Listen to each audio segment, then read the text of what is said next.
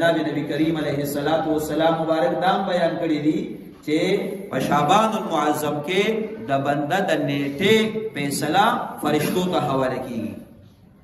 چې د دې بنده عمر ختم شو د باندې مرګ په پلانکی میاش پلانکی ورځ پلانکی ساعت کې راځي نو چې کله زمان نیټه داغه فیصله اختتام ته رسیږي او فرشتو ته حواله کیږي نو چې په دغه حالت کې زما روزي چې زه په حالت د روزه کې ما او الله رب العالمین زما د نیټه زما د اجل فیصله حواله کوي نو چې کله ته په حالت د روزه کې یا په نیکو اعمالو کې مشغوله او استاد نیټه او استاد د اختتام د ژوندۍ داغه فیصله حواله کیږي او الله رب العالمین ستا په دې عمل خبردار دی نو ستا نیټه او خاتمه بالخير کې بالشر وي ستا خاتمه بالخير حواله شي چې زما دغه بنده اوسم په اعمال صالحو کې مشغول دي د نیټه چې راځي د چې اخري نیټه وي دنیا نه رخصتيږي نو چې د ایمان په دولت مالا مالي